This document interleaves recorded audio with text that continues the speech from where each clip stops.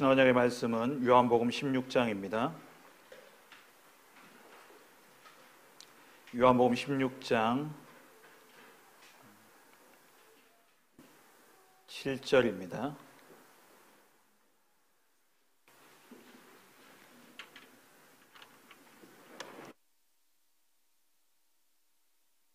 요한복음 16장 7절 한 절 말씀을 합독하시겠습니다. 그러나 내가 너희에게 실상을 말하노니 내가 떠나가는 것이 너희에게 유익이라. 내가 떠나가지 아니하면 보혜사가 너희에게로 오시지 아니할 것이요 가면 내가 그를 너희에게로 보내리니. 아멘.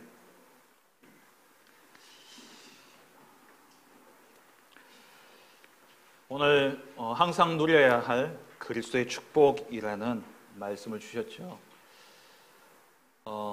마리아가 그리스도의 일을 이루시는 그 사건을 두고 마리아가 예수님의 머리에 향유를 부었습니다. 그 가치가 1년 연봉이라 그러잖아요. 1년 연봉을 머리에다 부었어요. 그 영적인 사실을 알지 못하는 사람은 그 가치를 다른 데서 찾죠. 근데 영적 가치를 아는 사람은 그것이 얼마나 축복된 일인 걸 알게 되어집니다. 우리의 인생 한 번 사는 인생입니다. 우리의 인생이 정말 교회 중심, 또 예배 중심, 전도와 선교 중심의 삶을 사는 것을 보고 세상 사람들은 우습게 여길 수 있습니다. 세상 사람들은 아주 하찮게 여길 수 있죠. 하지만 영적인 가치를 아는 우리에게는 이것은 우리의 삶의 전부고 우리의 존재의 목적이고 우리의 인생의 가장 복된 것이고 이것이 성공이라는 것입니다. 하나님이 인정하는 삶, 하나님이 축복하시는 그 인생이 바로 성공된 인생이라는 것이죠.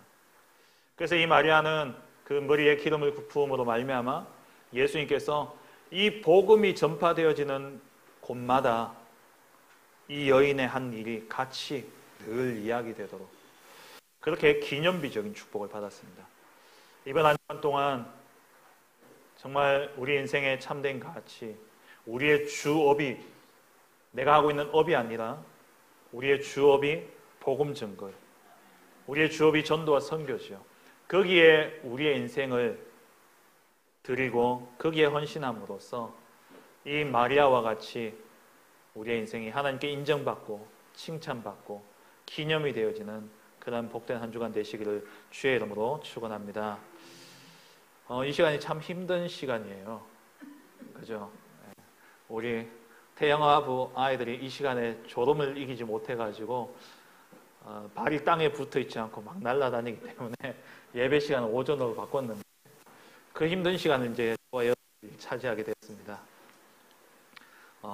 많이 피곤하신데 또 제 설교 자체가 또 얼마나 고리타분하고 딱딱한 설교인지 재미라는 게 없어요.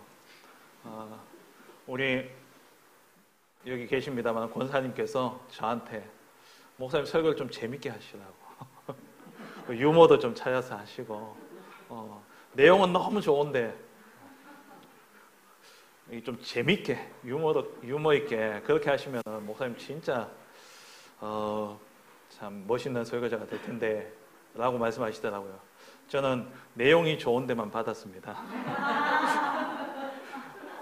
유머 있게는 잘 안 되더라고요. 이렇게 뭐 삶에서는 이렇게 좀 재밌어지려고 하는데 강단에 서면은 사실 참 쉽지가 않아요.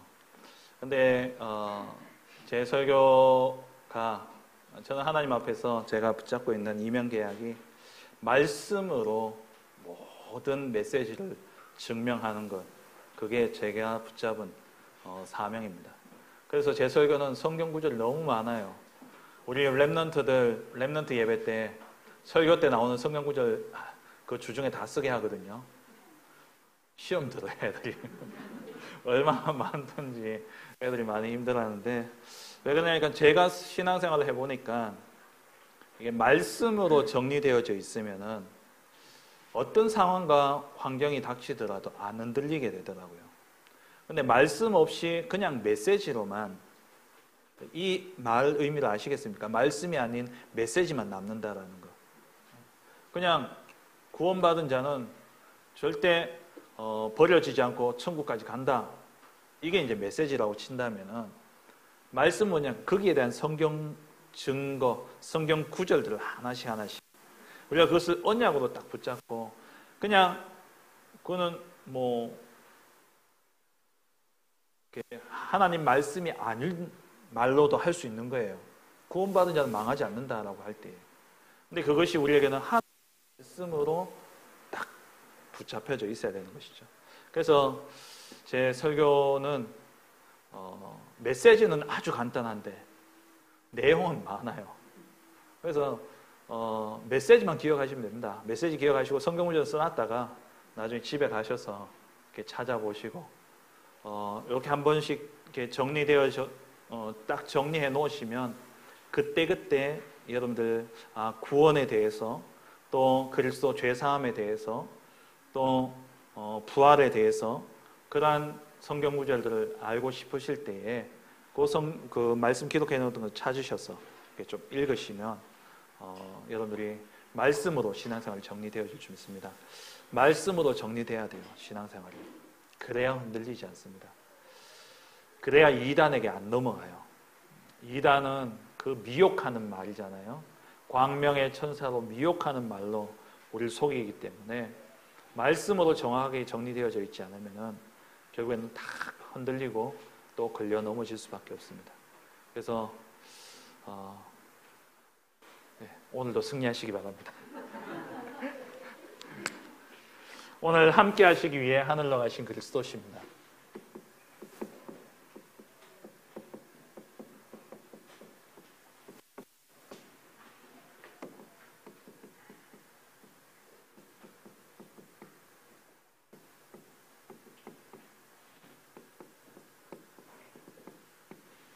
요한복음 16장은요. 요한복음 13장이 여러분 잘 아신 세족식입니다. 세족식 아시죠? 예수님 제자들을 발을 씻긴 것. 그 최후의 만찬 이전에, 식사 이전에 예수님이 제자들의 발을 하나하나 다 씻겨주셨어요. 그리고 최후의 만찬 중에 예수님께서 제자들에게 십자가 지시기 전날 밤에 제자들에게 집중해서 했던 이야기들을 그 이야기만 모아놓은 성경이 14장부터 16장까지 내용입니다. 요한복음 14장부터 16장까지. 그러니까 다른 마태복음, 마가복음, 누가복음은 사실 사건 중심의 기술이라면 요한복음은 예수님의 말씀 중심의 기록이 많아요. 그래서 요한복음 성경 보면은 아마 요즘 성경 거의 다 그렇죠. 두 가지 색이 있어요. 성경 보면 까만색이 있고 또 갈색 이렇게 빨간색으로 이렇게 친 게 있죠. 지금 성경 보시면 오늘 읽었던 성경 보시면 색깔이 붉은색입니다. 그러니까 예수님이 하신 말씀을 그대로 옮겨 놓은 붉은색이에요. 그래서 요한복음 보면요, 어떻게 보면 요한복음 전부 다 붉은색이 많습니다. 그러니까 말씀 중심으로 그렇게 기록되어져 있는데 그 가운데서 13장, 15장, 16장은 완전히 다 붉은색입니다. 거의. 왜냐? 예수님이 하신 말씀. 그럼 예수님이 십자가 지시기 전날 제자들에게 마지막 식사하면서 그냥 야 식사 한번 하자 이게 아니잖아요. 마지막 날 제자들에게 가장 중요한 언약을 전달하는 시간입니다. 근데 이 14장, 15장, 16장을 읽어보시면 주제가 하나예요. 성령에 대해서 말씀을 하고 있습니다. 오늘 본문에 7절 내가 너에게 실상을 말하노니 실상을 이야기하셨어요. 그 실상이 뭐냐? 내가 떠나가는 게 유익이다. 이 제자들은 베드로의 고백 아시잖아요. 주는 그리스도시요 살아계신 하나님의 아들이시니다 고백하고 난 다음에 예수님 십자가에 못 박히실 것과 사흘 만에 부활하실 것을 듣고는 주여 그리하지 마옵소서. 예수님 떠나가신다니까 가지 말라고 막 붙잡죠. 근데 예수님은 뭐라고 말씀하시냐? 내가 떠나가는 게 너에게 유익이다. 왜 그러냐? 오늘 말씀에 이야기하고 있죠. 보혜사, 성령이 너에게 오실 것이기 때문에. 내가 떠나가지 않으면 성령이 너에게 오시지 않는다. 그래서 내가 떠나가는 것이 너에게 유익이다. 내가 가서 그 성령을 너에게 보내주시겠다라고 약속하셨죠. 우리가 계속해서 지난 고난주간부터 해서 예수님이 그리스도 되심에 대한 예수님이 그리스도가 되셔서 그리스도의 일을 하신 것을 우리가 살펴보고 있습니다.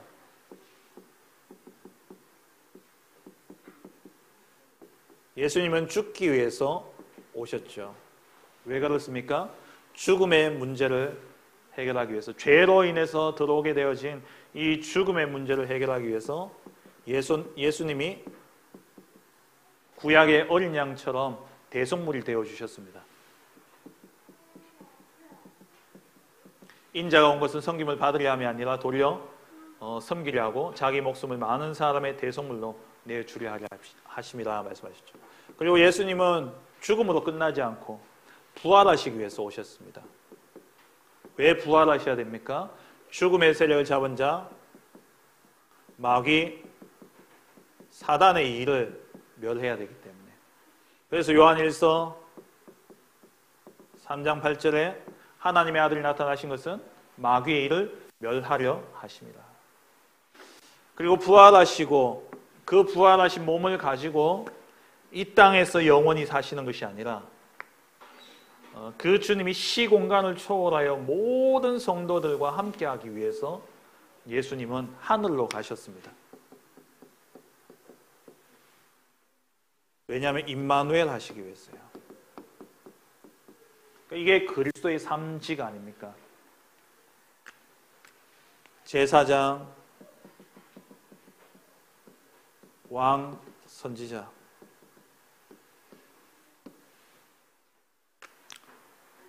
이사야 7장 14절에 처녀가 잉태하여 아들을 낳으리니 그 이름을 임마누엘을 하리라. 마태복음 1장 23절에 이를 번역 하나님이 우리와 함께 하십니다. 하나님이 우리와 함께 하셔야 돼요. 진짜 구원의 완성, 정말 그리스도 되심의 완성은 십자가에 죽으시고 부활로 끝나는 게 아니라 승천하셔서 보혜사 성령으로 모든 사람과 함께 하는 것. 왜냐하면 뒤에서 살펴보겠습니다만 이 성령께서 하시는 일이 뭐냐니까 구원을 적용하고 구원을 완성하시는 거예요. 그리스도 되심의 일을 완성한 것은 예수님이 2000년 십자가에 죽으시고 부활하심으로 완성되어졌지만 그렇게 완성되어진 그 그리스도의 일이 각 사람의 적용해서 성취되어지는 것을 보고 구원이라 그래요. 이 구원은 누구를 통해서만 이루어질 수 있냐? 성령을 통해서 이루어지는 것이죠. 그래서 예수님은 하늘로 가셔야 되는 거예요. 그래서 예수님이 나는 간다. 하지만 보혜사 성령을 너에게 보내주겠다. 그러면서 14장, 15장, 16장에 계속해서 성령에 대한 이야기를 말씀하고 계시고 그리고 예수님이 부활하신 후에 제자들을 찾아오셔서 제자들에게 평강이 있을지어다 말씀하시잖아요. 이거는 그냥 샬롬이에요. 인사예요, 인사. 진지 드셨습니까? 이게 우리나라 인사하듯이 유대 땅의 인사는 뭡니까? 샬롬 아닙니까? 샬롬이 뭐냐? 평강이 있을지어다. 평안하십시오 이거예요. 예수님이 딱 나타나서 평안하냐? 라고 묻는 겁니다. 그리고 하신 말씀이 뭡니까? 내쉬면서 성령을 받으라 말씀하셨죠. 이번 주 금요 전도학교 때 목사님 말씀 가운데도 나왔잖아요. 에스겔서 37장에 마른 뼈다귀 있던 그 군대 앞에 하나님이 말씀으로 생기를 대언하라 말씀하셨죠. 그때 이 생기가 들어가면서 군대가 되어졌습니다. 그러니까 예수님이 부활하셔서 첫 만남에서도 제일 먼저 하신 이야기가 뭐냐? 성령 받으라. 그리고 하늘나라로 가시기 직전에 제자들에게 하신 말씀이 사도행전 1장 4절 이하에 나오잖아요. 3절에 40일 동안 하나님 나라의 일에 대해서 집중해서 설명하시고 그리고 승천하시기 전에 바로 예수님 뭐라고 이야기하십니까? 예루살렘 떠나지 말고 아버지께서 약속하신 것을 기다리라. 너희는 몇 날이 못 되어 성령으로 세례를 받으리라 말씀하셨죠. 근데 이 제자들의 관심은 없고 어디에 있습니까? 이 땅의 나라에. 그럼 이 나라는 언제 회복되어집니까? 그러니까 예수님이 그건 너희 알 바 아니고 사도행전 1장 8절 오직 성령이 너희가 임하시면 너희가 권능을 받고 땅 끝까지 증인이 되리라 말씀하셨죠. 예수님이 이제 그리스도의 일을 완성하시고 난 다음에 제자들에게 줄 것 한 가지밖에 없어요. 뭐냐? 성령. 왜냐? 나는 가기 때문에. 그래서 요한복음 17장에 보면은 요한복음 17장은 대제사장적인 기도라고 그렇게 별명이 붙어 있어요. 잘 아시다시피 겟세마네 동산에서 예수님이 하시는 기도입니다. 그 기도에 마태복음이나 이런 데는 주로 이제 포인트 되어진 그 기도의 내용이 그거잖아요. 내 잔을 옮기시옵소서. 근데 요한복음에서는 관점이 좀 달라요. 겟세마네 동산의 기도의 포인트가 뭐냐니까 아버지 나는 아버지께로 가옵나니 이 남겨진 제자들 이들을 나를 지키고 보호하셨던 것처럼 이 제자들을 지켜달라고 간절히 기도한 내용이 17장의 내용입니다. 그래서 이 제자들을 지켜달라고 기도하시면서 그렇게 기도하시고 가셔서 이 제자들을 지키고 보호하기 위해서 보내신 분이 누구냐? 성령이라는 거예요. 그래서 구원받은 우리들에게 있어서 우리의 삶의 모든 부분은 성령과 함께한 삶입니다. 성령에 인도받는 삶이 되어야 돼요. 그래서 누가복음 11장 13절에 마태복음 7장에 똑같은 본문이 나오잖아요. 구하라, 받으라, 구하라, 찾으라, 두드리라. 그러면 받을 것이고 열릴 것이고 찾을 것이다 이야기하면서 마태복음 7장만 가지고 본다면은 좋은 것 주신다 해가지고 전부 다 구하는 기도가 뭐냐? 다 좋은 것 구해요. 근데 자기한테 좋은 거 다 구해요. 하나님께는 하나도 좋지 않은 것, 이 땅에 썩어질 것. 근데 누가복음에 따와서 이 누가는 뭐라고 기록하느냐? 누가복음 11장 13절에 성령을 주시지 않겠느냐? 그 가장 좋은 것을 성령이라고 표현해요. 맞잖아요. 하나님 우리와 함께 하시는 거, 이게 최고의 축복이고 최고의 선물 아니겠습니까? 예수님이 성령을 약속하셨고 성령을 보내셨지만 이 성령의 약속은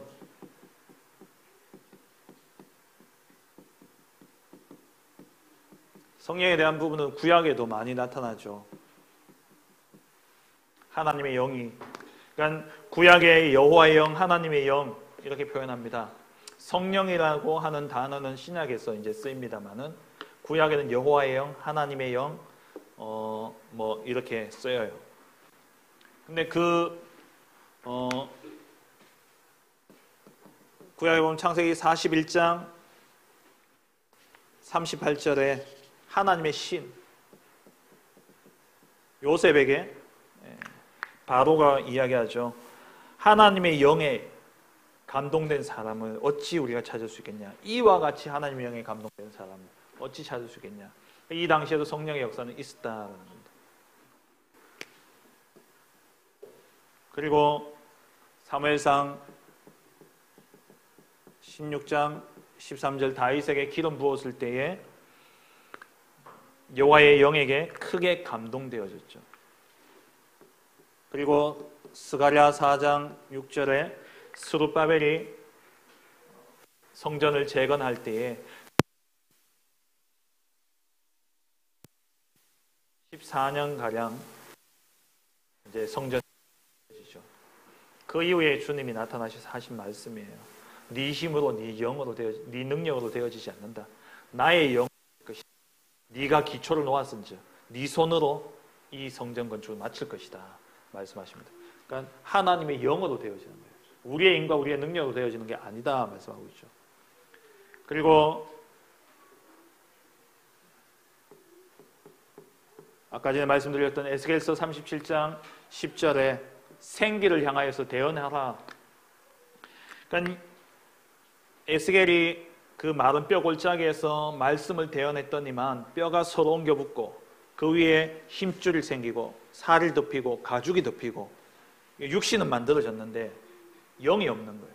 그래서 하나님이 에스겔에게 생기를 향해서 대언해라.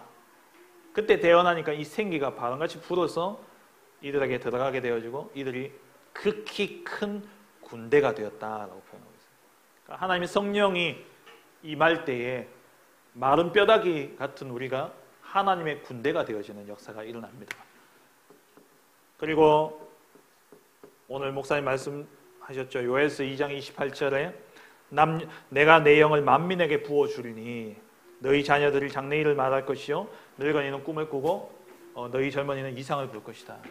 구약에도 성령에 대한, 그래서 하나님의 영이 우리에게 필요함을 구약에서도 말씀을 하셨어요. 신약에 가서는 아까 말씀드린 것처럼 누가복음 11장 13절에 너희가 악할지라도 아들에게, 너희가 악할지라도 좋은 것을 자식에게 줄 줄 알거든. 하물며 하늘에 계신 너희 아버지께서 구하는 자에게 성령을 주시지 않겠느냐.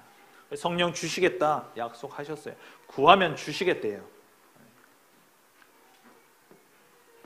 요한복음 14장 26절에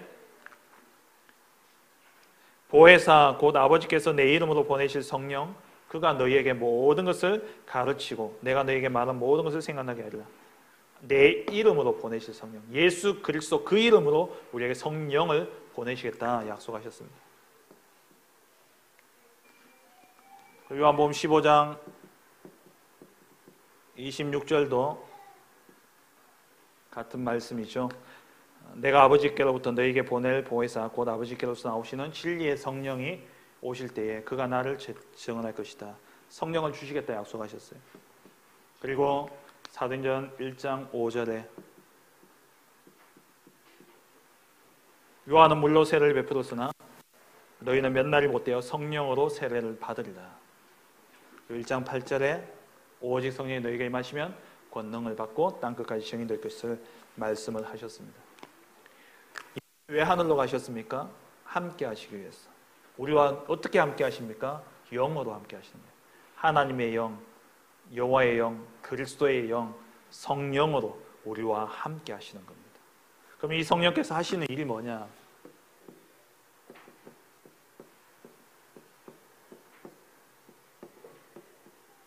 성령이 하시는 일들은 많이 있겠습니다만은 한 8가지로 설명을 드릴 수 있는데요.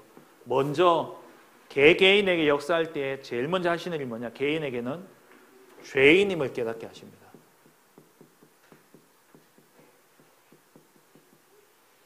죄인임을 깨닫고 죄인임을 인정하도록 하시죠. 읽진 않았습니다. 요한복음 16장 8절 우리 본문 바로 밑에 절에 나오죠. 그가 와서, 성령께서 와서 죄에 대하여, 의에 대하여, 심판에 대하여 책망하시리라. 이 죄에 대해서 우리가 죄인임을 깨닫고 이렇게 책망하시는 내용이 나옵니다. 구원을 내가 진짜 예수 믿어야 되겠다라고 생각할 때는 내가 할 수 없다라는 걸 깨달을 때 예수님을 믿게 되어지죠. 그래서 자수성가하신 분들이 예수 믿기가 참 쉽지가 않아요. 복음 전해보면은 자기가 뭔가를 이루고 자기가 성공했는 분들 가운데 예수 믿는 복음 전해보면은 참 쉽지 않습니다. 왜냐? 내가 해보니까 되거든요. 근데 완전히 믿는 사람은요, 내가 할 수 없음을 알고 정말 주님을 깨닫고 나는 무능하고 무익한 자라는 것을 깨닫게 될 때 예수님을 그리스도로 필요로 느끼게 되어지고, 그래서 이 작업을 성령이 하시는 거예요. 내가 죄인이구나. 내가 죄인 중에 죄인이구나. 그래서 나는 그리스도가 필요하구나. 이걸 깨닫도록 하는 것이 성령의 제1된 사역입니다. 그리고는 구원을 우리에게 적용하고 우리에게 완성하시는 분이 성령이시죠.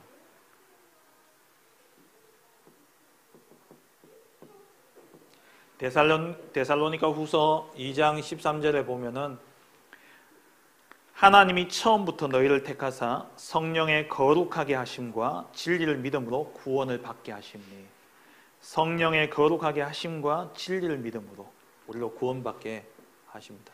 그러니까 우리로 구원받도록 우리의 마음을 감동시키셔서 구원받게 하시는 분이 성령이 하시는 일이에요. 구원의 길을, 그러니까 구원의 방법을 완성하신 것은 그리스도시고, 구원을 계획하신 분은 하나님이시고, 그 완성되어진 구원을 개개인에게 적용시키시는 분은 성령인 겁니다. 성령의 감동과 감화하심으로 우리가 예수님을 믿게 되어지죠. 고린도전서 12장 3절에 누구든지 예수를 주라, 성령이 아니고는 누구든지 예수를 주시라 하지 못한다 그랬죠. 성령으로 우리가 예수님을 주라고, 그리스도라고, 주인이라고 고백할 수 있는 겁니다. 로마서 8장 15절 16절에 양자의 영을 받았으면 우리가 아빠 아버지라고 부르짖죠. 그리고 성령이 친히 우리의 영과 더불어 하나님의 자녀인 것을 증언한다 그랬습니다. 그리고 이 구원을 완성하셨을 뿐만 아니라 우리가 확신 갖도록 하셔요. 이 구원의 확신이 어디서 오느냐?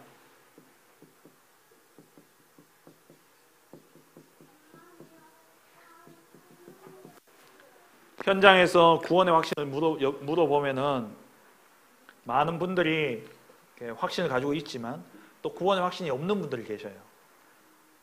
당신 지금 죽으면 천국 갈 수 있습니까? 라고 물었을 때에 대답을 잘 못하시는 분들이 계셔요. 여쭤보면은 죄가 많아서 뭐 이렇게도 이야기하시고, 또 요즘은 내가 옛날에는 청년부 회장도 하고 여전도회 회장도 했는데 내가 요즘 교회를 안 가서 그래요. 그러니까 교회 다닌다고 하시는 분들 가운데, 그러니까 교회 다녔다고 하시는 분들, 그런 분들에게 구원의 확신을 물어보면 다 흔들려요. 그 증거를 다 어디서 찾냐니까 내가 교회 다닐 때는 구원받은 것 같고 교회 안 다닐 때는 안 받은 것 같고, 또 기도회가 응답받으면 구원받은 것 같고 응답 없으면 구원 없는 것 같고. 하나님은 그러십니까? 하나님의 말씀에는 전혀 그렇게 안 되어 있어요. 하나님의 말씀은 한번 구원하신 자를 끝까지 책임지시고 인도하십니다. 이 구원을 하나님 어떻게 말씀하셨냐? 그 옛날 중요한 그 편지 같은 경우에는 뭐 우리나라 사극에서는 잘 못 봤지만 그 해외 영화, 오래된 영화들, 옛날 뭐 중세 시대나 이런 배경으로 되어진 영화들 보면 편지 보내면 어떻게 합니까? 편지 딱 넣고는 봉투 딱 접어서 뚜껑 딱 덮고는 어떻게 합니까? 거기에 납을 딱 떨어뜨리잖아요. 납을 떨어뜨리고는 자기 그 마크, 인장을 가지고 꾹 누릅니다. 그러면 그건 이제 봉해지는 거예요. 그건 이제 인친다. 그걸 보고 인친다라고 합니다. 우리가 성경에 인친다라는 표현이 많이 있잖아요. 제가 그때 말씀드렸습니다만 찬송가 가운데 천국인을 치소서 왜 천국 사람을 치냐고 제가 어릴 때는 그랬거든요. 근데 그게 뭐냐? 천국, 하나님 나라 백성임을 인쳤다. 그게 어디에 나옵니까? 성경에. 고린도전 이 성령의 구원의 보정은 먼저 성령 내주입니다. 하나님의 성령이 내 안에 거하심으로 절대 우리를 떠나지 아니하셔요. 세상 끝날까지 우리와 함께 하시겠다 약속하셨죠. 그러니까 구약에서의 성령은 임재지만 내주는 아닙니다. 임재라는 것이 임한다라는 거예요. 임했다가 떠나기도 하셔요. 사울에게 성령이 임했다가 떠나고 사울에게 뭐가 붙었습니까? 악령이 붙었잖아요. 근데 신약에서는 성령 내주입니다. 그냥 임재가 아니라 내한테 임하는 게 아니라 내 안에 들어오셔버려요. 안 떠나시는 겁니다. 그게 구원의 증거예요. 네가 구원받은 증거가 뭐냐 할 때 내가 예수님을 그리스도로 믿고 하나님의 성령이 지금 내 안에 주인으로 계시는 거예요. 이게 우리가 구원받은 증거예요. 그래서 고린도후서 1장 12절에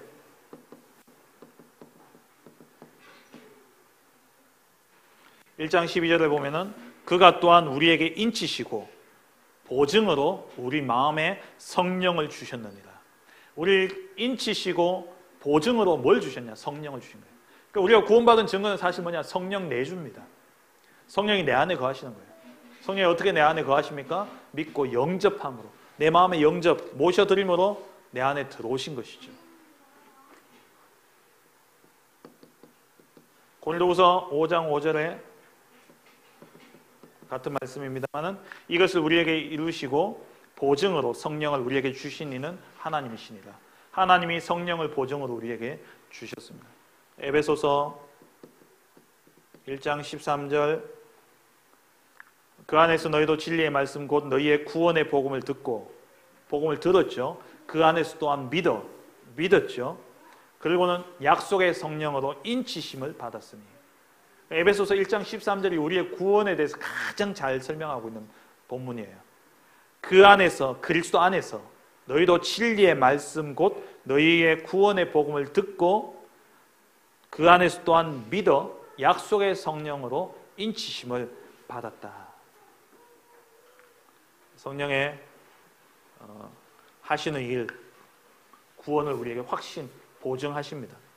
그리고 네 번째, 인도하시죠. 우리의 삶을 인도하십니다. 우리를 고아와 같이 내버려 두지 아니하시고 성령께서 우리를 인도하셔요. 요한복음 16장 13절에 그러나 진리의 성령이 오시면 그가 너희를 모든 진리 가운데로 인도하시리니, 우리를 인도하십니다. 그러니까 이 말은 진리로 인도하신다는 예수님을 그리스도로 깨닫도록 하시는 것도 맞고, 그리고 깨닫고 난 뒤에 우리의 삶도 인도하신다라는 말씀이죠. 그리고 성령은 우리가 보혜사라고 이야기하잖아요. 보혜사 하십니다. 보혜사는 영어로 이렇게 여러 가지 번역들이 되어지더라고요. 그러니까 우리 한국말로 하면 이 보혜사는 좀 쉽게 표현을 하면은 변호사입니다. 사단이 우리를 죄를 가지고 참소하고 우리를 고발하게 되어지면 성령이 앞서서 우리를 변호해 주시는 거예요. 하나님이 성령, 내가 이 안에 있기 때문에 하나님 자녀다 인침을 받았기 때문에, 그러니까 성령께서 우리의 변호사가 되어 주시고, 그래서 마태복음 10장 20절에는 말하는 이가 너희가 아니라 하나님이 성령이다 라고 이야기를 하고 있죠. 그리고 이 성령은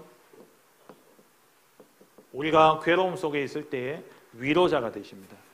사도행전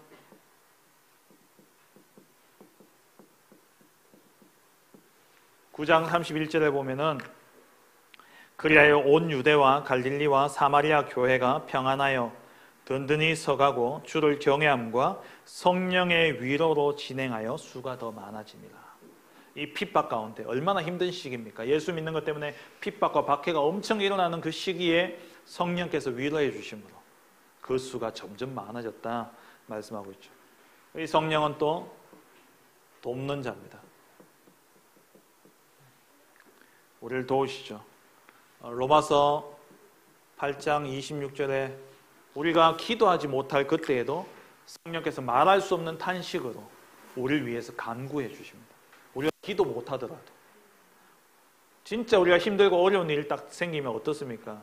기도할 힘조차도 없어요. 기도도 안 나와요. 너무 또 아프다, 기도가 안 나온다니까요. 그때 그럼 기도 안 한다고 하나님 우리 그냥 내버려 두시느냐? 아니라는 거예요. 그때에도 성령께서 나는 구하지 못하지만 나를 위해서 말할 수 없는 탄식으로, 이 말이 뭡니까? 하나님 이렇게 힘든 상황 속에 있다는 거예요. 우리가 정말 기도하지 못하고 간구하지 못할 정도로 이렇게 힘들어하고 있는 이를 굽어 살펴서 하나님 힘주시고 응답해달라고, 말할 수 없는 탄식으로 우리보다 더 하나님 앞에 탄식을, 우리를 향한 그 애틋한 마음을 가지고 성령께서 우리를 위해서 간구하신다는 거예요. 그리고 우리가 위기와 환난이 있을 때에는 우리의 보호자가 되어주십니다. 그래서 이걸 다 합쳐서 뭐라 그러냐? 여기에 또 뭐 상담자 이런 뜻도 있습니다. 다 합쳐서 뭐라고 이야기하냐? 보혜사라고 이야기하는 겁니다. 그리고 이 성령께서는 우리로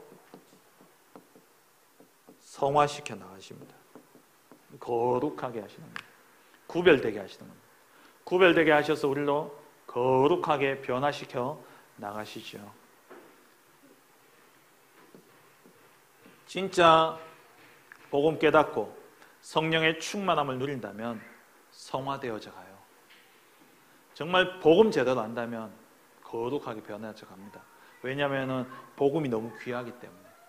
근데 복음 모르고 그냥 교회 다니고 내 이익, 나 중심, 물질, 성공 중심으로 교회 다니면은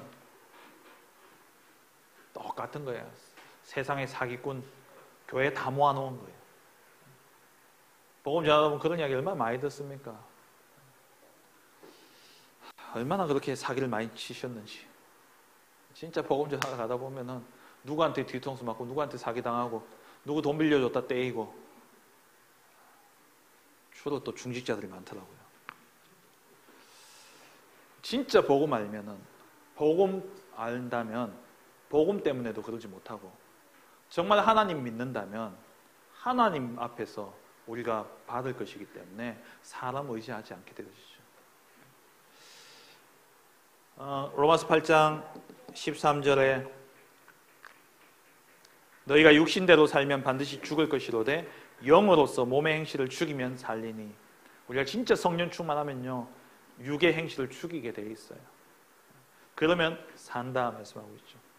갈라디아서 5장 16절에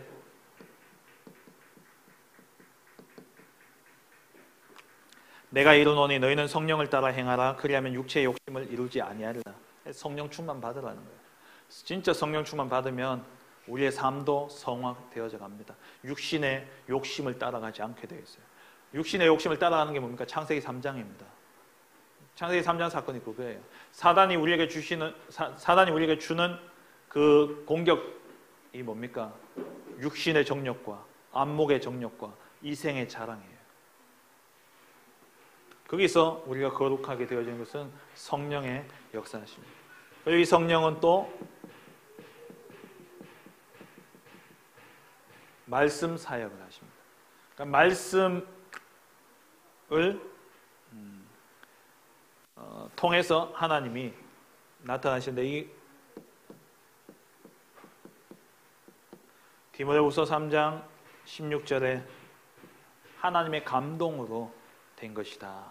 성령으로 말미암아 말씀이 성경의 저자들에게 각각 임하여져서 성령의 감동하심으로 성경을 기록했고, 그 기록된 성경을 읽을 때에 성령께서 우리로 가르치고 생각나게 하셔서 우리가 이 말씀을 아멘으로 받게 되어지죠.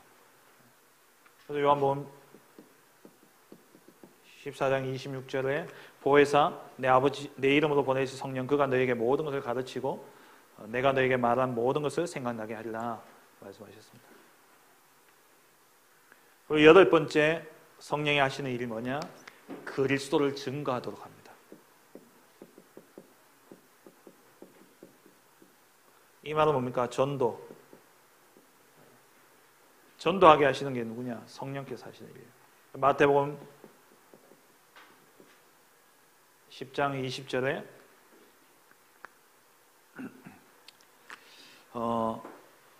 말하는 이는 너희가 아니라 성령이라 말씀하셨죠. 전도 현장에 예수님이 제자들을 2명씩 짝지어서 보내시고 그 제자들에게 하신 말씀이에요.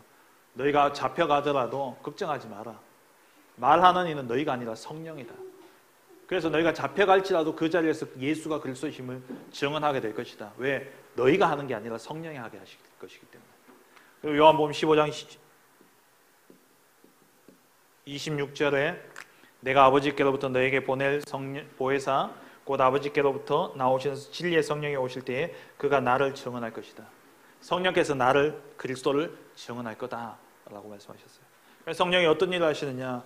우리를 죄인임을 깨닫게 하시고 예수 믿음으로 구원하게 하시고 그 구원의 확신을 가지고 살면서 우리의 삶을 인도하시되 우리의 모든 삶의 부분을 도와주시고 보호하시고 그렇게 해서 우리를 거룩하게 변화시켜가면서 말씀 성취 속에 이 그리스도를 증거하는 전도자로 하나님 우리를 사용하시는 것입니다. 마지막 세 번째로, 그러면 이 성령의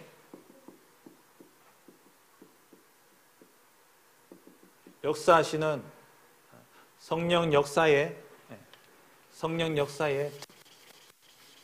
특징이 있습니다. 특성이 있습니다. 성령이 어떻게 역사하시느냐? 이 모든 일을 하시는데 어떻게 하시느냐? 성령 내주죠. 우리 안에 오셔서 그리고 우리의 삶을 인도하십니다. 그리고 그 이전에 성령께서 우리 안에 오셔서 우리를 보정하시고, 아까와 같은 말씀인데 조금 간단하게 정리를 드리는 거예요. 그리고 성령께서 역사하시고, 그리고 성령으로 우리를 인도하실 뿐만 아니라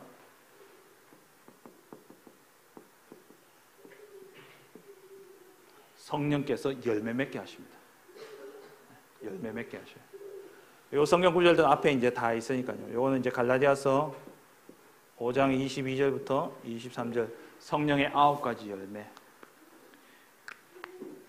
그러니까 하나님의 성령이 우리 안에 오셔서 우리에게 구원을 이루시고 우리로 구원받은 자임을 인치시고, 그리고 구원받은 자의 삶을 인도하시고, 그 가운데 성령의 충만함을 역사하시되 반드시 뭐냐? 열매 맺게 되어 있어요. 그래서 예수님이 뭐라고 말씀하셨습니까? 열매로 알지라 말씀하셨어요. 열매로 알지라. 정말 우리가 성령의 인도받는 사람이라면 사랑과 희락과 화평과 오래 참음과 자비와 양성과 충성과 온유와 절제의 열매를 맺게 되어 있는 거예요. 당연히 맺혀지게 됩니다. 그럼 이런 열매를 어떻게 맺을 수 있냐? 결론입니다.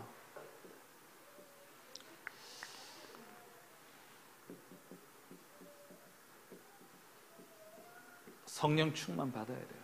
성령 충만은 뭡니까? 옛날에 우리 신비할 때 성령 충만은 불이야 이거 하고 막 방언 막 하고, 그게 이제 성령 충만으로. 맞아요. 그게 성령 충만이에요. 근데 그거는 한 가지 뭐가 지속이 안 되는 게 문제예요. 그게 성령 충만이라면 24시간 여러분 방언하고 앉아있어 보십시오. 저 영대병원의 철창 안에 갇혀 있을 수 있습니다. 24시간 방언하고 앉아있어 보시라니까요. 안 되잖아요. 그럼 진짜 성령 충만은 뭐겠습니까? 그런 능력도 우리 삶에 나타나야 돼요. 성령 충만 속에 치유의 역사도 일어나고, 또 방언의 역사도 일어나고, 또 방언 통역도 일어나고, 예언도 하고, 이 모든 것들이 필요합니다. 그런 것은 필요에 따라서 주시는 은사예요. 은사는 필요에 따라 주시는 거예요. 그러면 그걸 부정하는 게 아니라 그게 다 필요한데, 전도 현장에 가면 다 필요한 거 아니에요. 우리가 전도 현장에 가면 다 필요한 거라니까요. 그런 역사들은. 근데 우리의 삶에서 성령의 충만의 역사는 뭡니까? 갈라디아서 2장 20절이에요. 내가 없어지고 하나님의 생각으로 가득 차는 거. 내 생각이 없어지고 하나님의 생각으로 가득 차는 거. 그게 다시 말하면 성령 충만은 뭐냐? 임마누엘입니다. 임마누엘이에요. 우리가 진짜 성령 충만 받아야 됩니다. 무엇으로? 임마누엘. 갈라디아서 2장 20절이에요. 그럼 이거 어떻게 받습니까? 분명히 약속하셨어요. 구하라. 7절부터 보면은요. 구하라 찾을 것이고, 그리고 구하라 받을 것이고, 찾으면 찾을 것이고, 두드리면 열릴 거다. 하물며 하늘에 계신 너희 아버지께서 너에게 성령을 주시지 않겠느냐. 주시겠다 약속하셨어요. 그리고 사도행 1장 4절에도 예루살렘 떠나지 말고 아버지 약속하신 것을 기다리라 약속하셨어요. 이거 붙잡고 14절에 오로지 기도했을 때 성령을 주셨죠. 그 말은 뭡니까? 기도하시면 돼요. 믿음으로 구하시면 됩니다. 하나님께서 우리에게 주시기로 약속하셨기 때문에 사도행전 1장 14절에 그 시간을 가지시면 돼요. 정말 집중의 시간. 하나님 앞에 나를 내려놓고 하나님의 말씀으로 나를 채우는 시간. 그러니까 우리가 말씀 인도받는 게 성령 인도받는 것이고, 말씀 충만한 게 성령 충만입니다. 내 생각이 내 것과 나의 것과 또 육신과 성공 중심의 것들을 다 내려놓고 하나님의 것으로 채우는 게 성령 충만이에요. 그렇게 되어지면 생각만 해도 응답받는 겁니다. 왜? 하나님의 생각과 내 생각이 맞아버리니까요.